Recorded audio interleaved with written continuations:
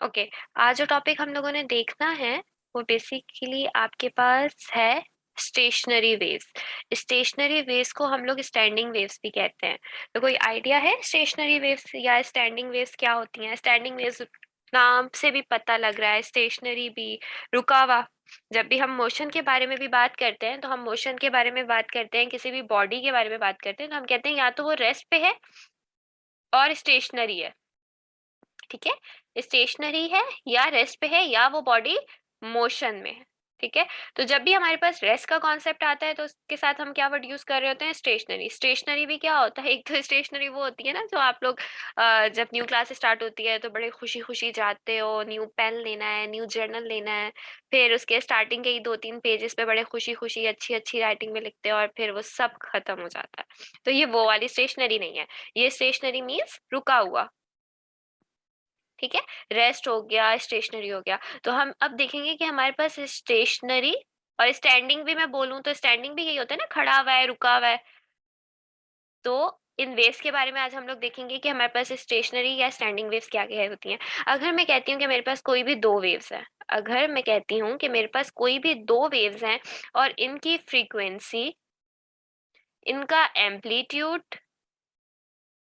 इनकी स्पीड, ठीक है, ये जो मेरे पास दो वेव्स हैं, फॉर एग्जांपल दिस वन और फॉर एग्जांपल दूसरी ये है। ठीक है, अगर इनकी फ्रीक्वेंसी भी सेम हो, एम्पलीट्यूड भी सेम हो, स्पीड भी सेम हो, बट ये ऑपोजिट डायरेक्शन में हो, ऑपोजिट डायरेक्शन में हो, तो हम ये क्या कहते हैं कि ये क्या है? Stationary wave. फॉर एग्जाम्पल अगर मैं यहाँ पे ड्रॉ करूं, मतलब ये दो वेव जो हम लोगों ने पिछला प्रिंसिपल देखा था सुपर इम्पोजिशन का, उसमें भी यही होता था कि दो वेव्स एक दूसरे के ऊपर सुपर इम्पोज हुई हुई होती थी। तो इसमें भी यही है कि अगर आपके पास कोई भी दो वेव्स हैं, उनकी फ्रीक्वेंसी, उनका एम्पलीट्यूड, उनकी स्पीड सेम है, बट उनकी जो डायरेक्शन है वो ऑपोजिट है, तो हम क्या कहते हैं कि वो स्टेशनरी वेव्स हैं, वो स्टैंडिंग वेव्स हैं, वो सुपर इम्पोज हुई हुई हैं। और वो सुपर इम्पोज हुई हुई होंगी, ये नेसेसरी है। फॉर एग्जाम्पल मेरी अगर दो वेव्स ये हैं, ठीक है, और दूसरी वेव मैंने क्या कहा कि उसका एम्पलीट्यूड सेम होगा, स्पीड सेम होगी, लेकिन वो क्या होगी? इसके ऑपोजिट डायरेक्शन में। ठीक है, जितना एम्पलीट्यूड यहाँ से लेके यहाँ तक है उतना ही एम्पलीट्यूड इसका भी यहाँ से लेके यहाँ तक होगा। ये सेम स्पीड के साथ जा रही होंगी, इनकी सेम फ्रीक्वेंसी होगी, लेकिन डायरेक्शन क्या होगी इनकी? ऑपोजिट। और ये एक दूसरे पे क्या हुई हुई होंगी? Super impose. अगर फॉर एग्जाम्पल मैं कहती हूँ, हम लोगों ने रिफ्लेक्शन का भी प्रिंसिपल पढ़ा था कि अगर फॉर एग्जाम्पल मेरे पास यहाँ पे कोई भी फिक्स मीडियम है, ठीक है, यहाँ पे मेरे पास क्या है? कोई भी फिक्स मीडियम, और एक आपके पास वेव जा रही है जो मैंने जर्क प्रोड्यूस करने की वजह से प्रोड्यूस करवाई है। तो मुझे पता है कि जब ये यहाँ से टकराती है तो हमने देखा था कि 180 का फेज शिफ्ट आता है। ऑलरेडी हम लोग ये रिफ्लेक्शन के कॉन्सेप्ट में पढ़ चुके हैं बहुत अच्छे से। तो जब इसका 180 का फेज शिफ्ट आता है तो क्या होता है कि इसकी सिर्फ यहाँ से डायरेक्शन आपके पास क्या होती है? ऑपोजिट हो जाती है। बाकी ये क्या होती है? बिल्कुल इसके, इसका एम्पलीट्यूड भी सेम होता है, इसका सब सेम होता है। थोड़ी सी सही ड्रॉ नहीं हुई है, ठीक है, इसका क्या चीज होता है? सब सेम होता है, लेकिन क्या होती है? ये ऑपोजिट डायरेक्शन में होती है। रिफ्लेक्शन की बात यही होता था ना, अगर आपके पास ये वेव आ रही है, इसने यहाँ पे ये टकराई, ठीक है, ये यहाँ पे आके टकराई, तो इसकी क्या होती है? डायरेक्शन आपके पास क्या हो जाती है? ऑपोजिट हो जाती है। उसकी फ्रीक्वेंसी भी वही रहती है, उसका एम्पलीट्यूड भी वही रहता है, वो उसी स्पीड के साथ ट्रेवल करती है जिस स्पीड के साथ वो पहले ट्रेवल कर रही होती है। तो ये वाली वेव्स आपके पास क्या कहलाती हैं? स्टेशनरी वेव्स, या आपके पास ये कहलाती हैं स्टैंडिंग वेव्स। ठीक है, गॉट इट। अब इसमें आपके पास जो है, और ये क्या हुई हुई है? एक दूसरे के सुपर इम्पोज हुई हुई है ना। सुपर इम्पोजिशन थ्योरम में हमने यही कहा था कि फॉर एग्जाम्पल अगर एक बंदा यहाँ पे खड़ा हुआ है, एक वेव यहाँ से भी प्रोड्यूस हो रही है, एक वेव यहाँ से भी प्रोड्यूस हो रही है, तो ये कंफ्यूज हो जाएगा कि भाई कौन सी वेव के अकॉर्डिंग आपने क्या करना है? रिस्पॉन्ड करना है। तो उस केस में हम लोगों ने क्या किया था? हम लोगों ने सुपर इम्पोजिशन देखी थी जो थी Y net plus Y one Y two. अगर ये वाई वन है, ये वाई टू है, तो ये कितना डिस्प्लेस होगा? ये दोनों के सम के इक्वल होगा। ये ऑलरेडी हम सारी चीजें डिस्कस कर चुके हैं।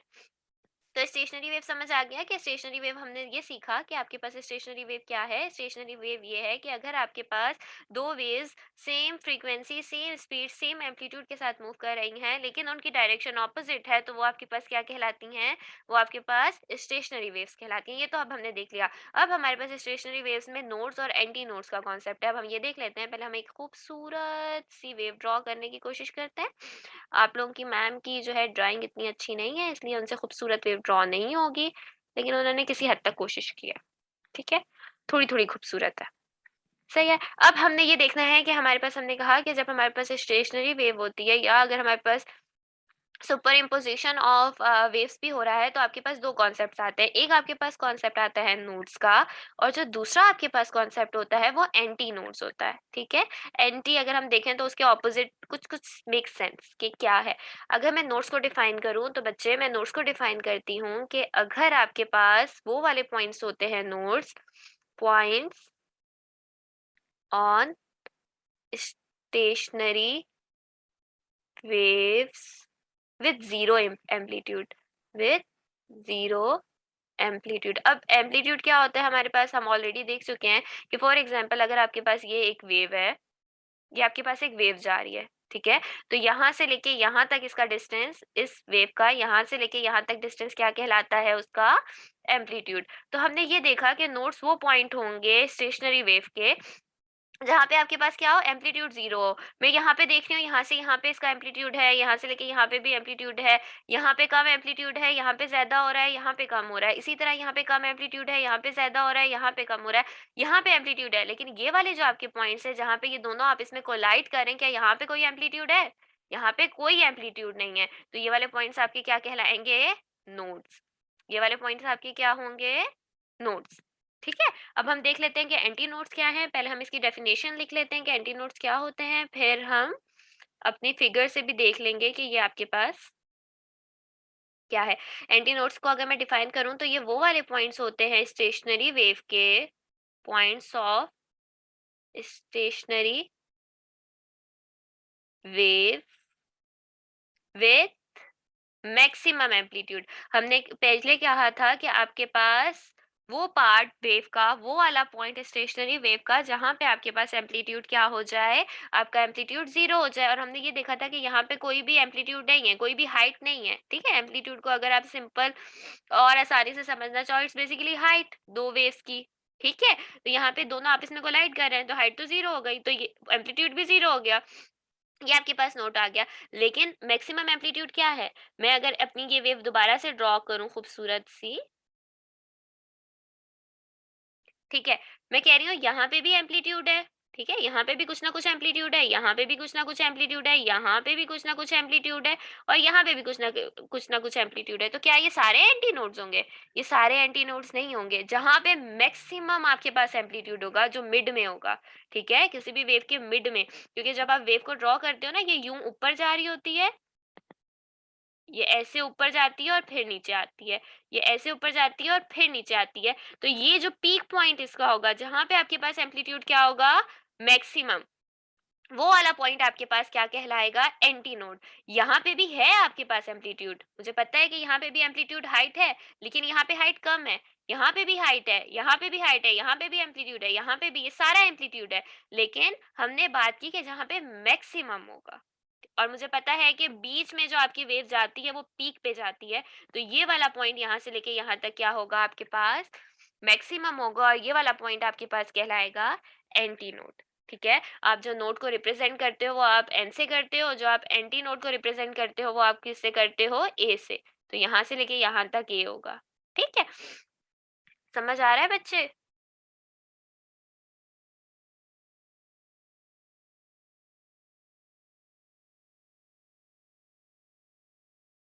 ओके।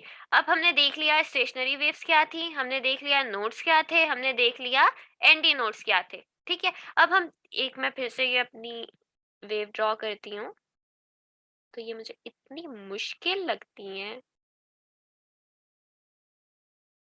लेकिन थोड़ी सी खूबसूरत ड्रॉ हो ही गई है, ठीक है? पहली खूबसूरत हुई है, दूसरी भी थोड़ी सी हुई है, तीसरी बेचारी थोड़ी कॉम्प्लेक्स में चली गई। चलो मैंने इसे थोड़ा सा खूबसूरत कर ही दिया। अच्छा खैर, हमने खूबसूरत नहीं करनी, हमने फिजिक्स पढ़नी है, ठीक है? हम लोगों ने नोड्स और एंटी नोड्स का कॉन्सेप्ट देख लिया कि आपके पास क्या थे, हमें अच्छे से समझ आ गया नोड्स और एंटी नोड्स क्या है। अब हमने डिस्टेंस देखना है कि एक नोड और एंटी नोड का कितना डिस्टेंस होता है, नोड और नोड का कितना होगा, नोड, एंटी नोड और एंटी नोड का क्या डिस्टेंस होगा, ठीक है? हमने ये देखना है। तो हमेशा बच्चे याद रखना कि आपके पास जो डिस्टेंस होता है बिटवीन टू कंसेक्टिव नोड्स और एंटी नोड, कंसेक्टिव नोड और एंटी नोड्स का क्या मतलब है, वो π/2 होता है। मैं बता देती हूँ आपको, 2 कंसेक्टिव नोड और एंटी नोड का डिस्टेंस क्या होगा आपके पास, हमेशा π/2 होगा, ठीक है।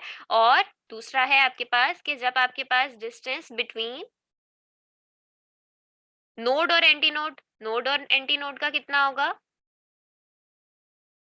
π/4, ठीक है।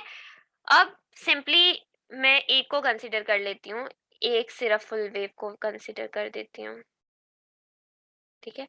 और मुझे पता है कि ये वाला पॉइंट आपका क्या है, ये वाला पॉइंट आपका नोड है, ये वाला पॉइंट आपका नोड है, यहाँ से लेके यहाँ तक एंटी नोड है, और यहाँ से लेके यहाँ तक एंटी नोड है। एंटी नोड को मैंने ए से ए रिप्रेजेंट कर दिया है और नोड को मैंने एन से रिप्रेजेंट कर दिया है। हमेशा याद रखना कि यहाँ से लेके यहाँ तक का जो डिस्टेंस होता है ना, वो एक वेव जब कंप्लीट होती है, एक वेव कब कंप्लीट होगी, जब उसका स्टार्टिंग पॉइंट और एंड पॉइंट सेम हो जाएगा। मैंने अगर वेव यहाँ से स्टार्ट की तो वो वेव यहीं पे आके खत्म होगी, ठीक है। तो ये आपके पास एक कंप्लीट हुआ है साइकिल, इसके बाद ये जो दोबारा स्टार्ट हो रही है, ये इसका दूसरा साइकिल कंप्लीट हो रहा है। तो हमेशा याद रखना बच्चे कि ये वाला जो डिस्टेंस होता है, ये हमेशा किसके इक्वल होता है, ये आपके पास पाई के इक्वल होता है, ठीक है। अगर मैं 2 को ड्रॉ कर दूं तो यहाँ से लेके यहाँ तक भी अभी कितने के इक्वल होगा, डिस्टेंस पाई के इक्वल होगा। और याद रखना कि मेरे पास जो हमने यहाँ पे ये वाला पॉइंट देखा कि एक नोड और एंटी नोड, इस एंटी नोड से इस नोड तक का डिस्टेंस क्या होगा, π/4, ठीक है। हमने यही देखा ना कि एक नोड और एंटी नोड के बीच में डिस्टेंस कितना होगा, π/4। अब यहाँ से स्टार्ट करो, ये है आपके पास इसमें कितने π/4 आ रहे हैं, एक नोड, दूसरा हम ये प्रूव भी कर लेते हैं, एंटी नोड, एक नोड, फिर एंटी नोड, और फिर आपके पास नोड आ रहा है।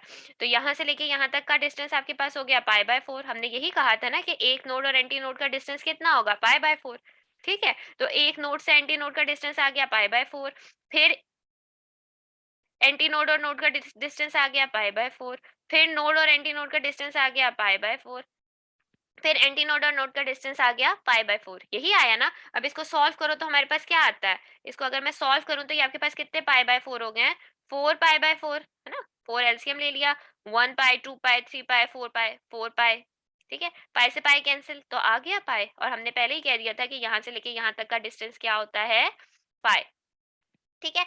एक अभी तो हमने ये वेरिफिकेशन की नोड से एंटी नोड। अब हमने दूसरा भी बात की है कि अगर आपके पास नोड से नोड हो या एंटी नोड से एंटी नोड हो तो उसके बीच में क्या होता है, डिस्टेंस π/2। मतलब एक नोड से दूसरे नोड का डिस्टेंस कितना है, यहाँ से लेके यहाँ तक कितना है, π/2, ठीक है। इसी तरह इस नोड से इस नोड का डिस्टेंस कितना है, π/2, ठीक है। अब दोनों π/2 को प्लस करो तो क्या आता है आपके पास, ये हो गया 2 और ये हो गया 2 पाई, पाई से पाई कैंसिल और पाई आ गया, ठीक है। तो ये वाली चीज आ गई। तो हमने ये देख लिया कि अगर आप वेव को नोड और एंटी नोड में, node anti node, node anti node, node, इसमें भी आप डिवाइड करके करो तो आपके पास तभी आंसर पाई आ रहा है टोटल। और आप node to node, node to node या एंटी नोड से एंटी नोड का लो तो तब भी आपके पास आ रहा है पाई।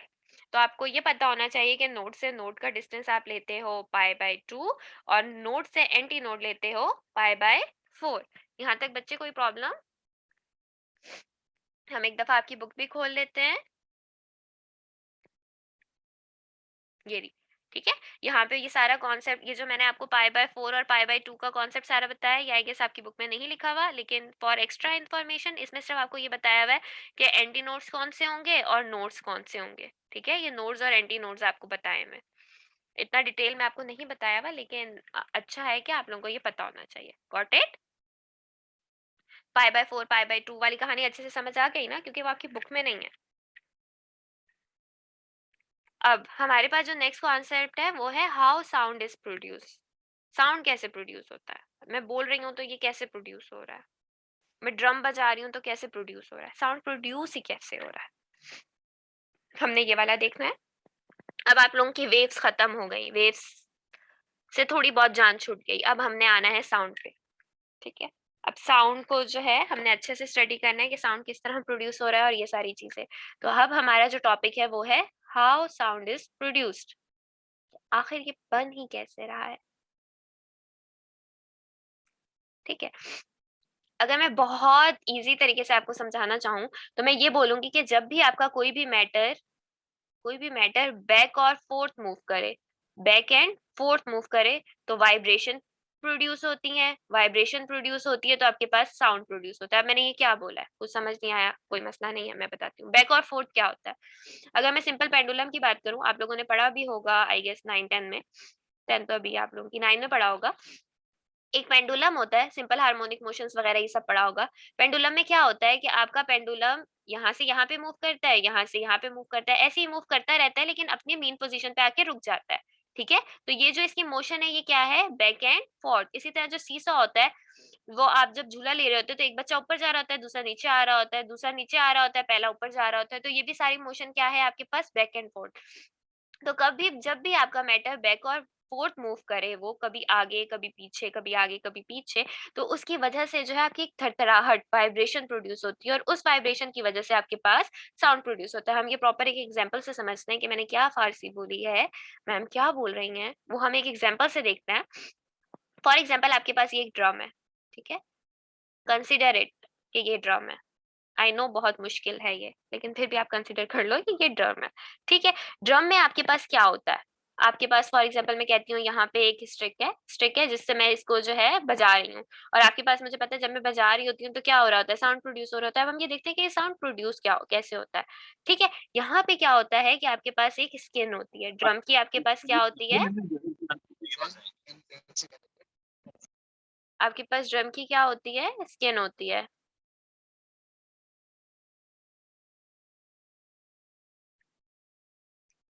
ठीक है? आपके पास इसमें क्या होता है? आपके पास एक ड्रम है और उसकी आपके पास एक स्किन होती है। जैसे ही आप इस पे मूवमेंट करते हो तो वो स्किन मूव करती है, कभी वो पीछे जाती है, कभी वो आगे जाती है। ठीक है? तो ये जो आगे पीछे जा रही है, ये कौन सी मोशन हो रही है? ये आपके पास क्या हो रही है? बैक एंड फोर्थ मोशन हो रही है। ठीक है? इस बैक एंड फोर्थ मोशन की वजह से आपके पास वाइब्रेशन, एक थरथराहट सी प्रोड्यूस हो रही है, और ये थरथराहट आपके पास साउंड प्रोड्यूस करती है। फॉर एग्जांपल मैं कहती हूँ कि यहाँ पे मेरे पास एयर है और मैं यहाँ पे सुन रही हूँ। यहाँ पे बहुत इंपॉर्टेंट रोल आपका एयर मॉलिक्यूल्स भी प्रोड्यूस करते हैं। एयर मॉलिक्यूल्स कैसे प्रोड्यूस करते हैं कि जब आपकी ये मूवमेंट आगे होगी ना, तो एयर मॉलिक्यूल्स जो स्किन के जो है ना क्लोजली आ जाते हैं। क्या आ जाते हैं? उनका रिलेशनशिप क्लोज आ जाता है, तो आपके पास एक वेव प्रोड्यूस होती है। ठीक है? जब आपकी यही वाली स्किन पीछे की तरफ जाएगी, जब आप स्टिक से करोगे, तो जो आपके पास एयर मॉलिक्यूल्स हैं, उसका जो रिलेशन हो जाता है इस स्किन के साथ, वो कम हो जाता है, वो दूर-दूर हो जाते हैं, तो जो वेव प्रोड्यूस होती है वो हल्की प्रोड्यूस होती है। इसी तरह जब वो आगे की तरफ मूव करेगी तो फिर क्या होगी? जो आपके पास प्रोड्यूस होगी वो एयर मॉलिक्यूल्स की वजह से स्किन करीब आ जाएगी ना। एक आपके पास कॉन्सेप्ट है कि जब आप इस स्टिक से दबा रहे हो, इस स्टिक से आप जो है बीट कर रहे हो, तो एयर मॉलिक्यूल्स का रिलेशनशिप आपके पास कैसे आ रहा है? ठीक है? जब स्किन आगे की तरफ मूव कर रही है, तो एयर मॉलिक्यूल्स क्या हो रहे हैं आपके स्किन के क्लोज आ रहे हैं। तो जो आपकी वेव प्रोड्यूस होती है, वो आपकी लाउडर प्रोड्यूस होती है। लेकिन जब ये अंदर की तरफ जाएँगे, तो मुझे पता है कि जो एयर मॉलिक्यूल्स हैं, वो दूर हो जाएँगे, तो आपकी जो वेव प्रोड्यूस होगी, वो क्या होगी आपके पास? वो इतनी लाउड प्रोड्यूस नहीं होगी। इसी तरह करते-करते कि जब वो बाहर आ रही है लाउड प्रोड्यूस हो रहा है, फिर अंदर जा रही है वो कम प्रोड्यूस हो रहा है, करते-करते वो साउंड आपकी क्या आ जाता है? कान के पास आ जाता है, ईयर के पास आ जाता है, और वो आप सुन सकते हो। ठीक है? ये वाला आपके पास हो रहा होता है। तो सिंपल मुझे इस कॉन्सेप्ट से क्या पता लगा? मुझे इस कॉन्सेप्ट से ये पता लगा कि अगर मेरे पास कोई भी स्किन है या कोई भी चीज़ है, वो बैक और फोर्थ मूव कर रही है। वो क्या मूव कर रही है? बैक और फोर्थ मूव कर रही है, तो इसकी वज़ह से क्या क्रिएट हो रही है? वाइब्रेशन प्रोड्यूस हो रही है। ये वाइब्रेशन क्यों प्रोड्यूस हो रही है? वो थरथराहट की वज़ह से प्रोड्यूस हो रही है, और आपके पास क्या हो रहा है? आपके पास साउंड प्रोड्यूस हो रहा है। कुछ समझ आया बच्चे?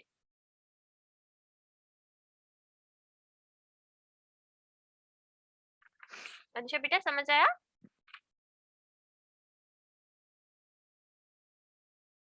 ओके। इसी तरह अगर मैं और एग्जांपल्स वगैरह भी हम लोग देखें, तो और एग्जांपल्स में भी क्या हो रहा होता है? सिंपल सब में कॉन्सेप्ट यही है कि वाइब्रेशन होगी, बैक और फोर्थ मूवमेंट होगी, स्किन थरथराएगी, और ये इसी तरह आपके पास एक जो होता है वो ट्यूनिंग फॉर्क वगैरह भी होता है।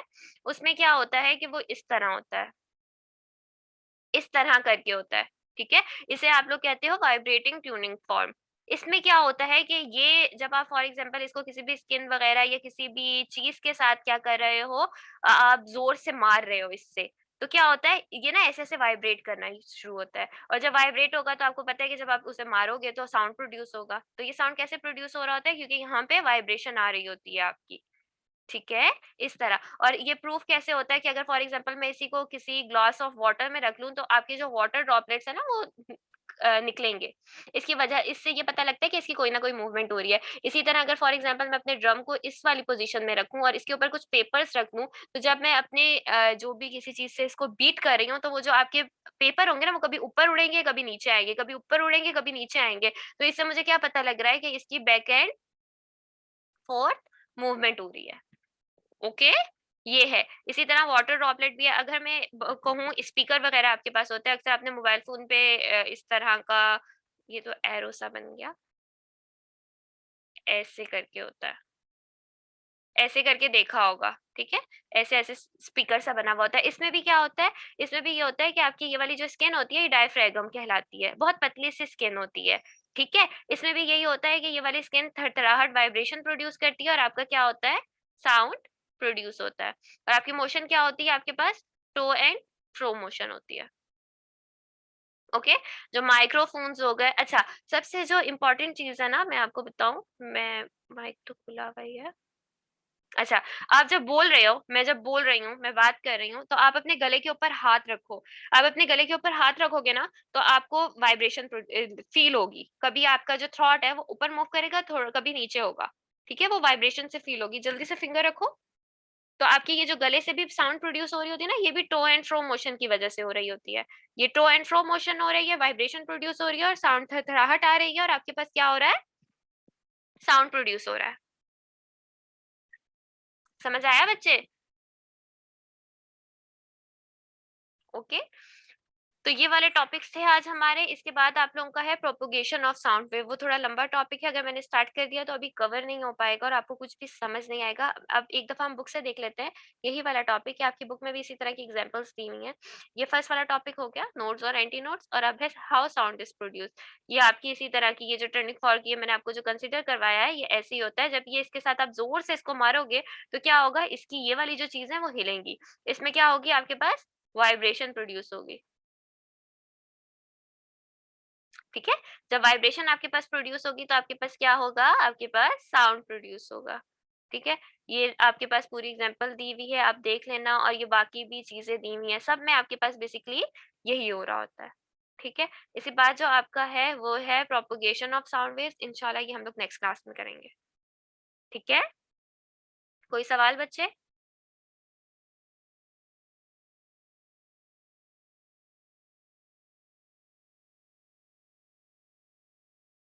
ओके, ठीक है बेटा। आपको कोई भी सवाल हो तो आप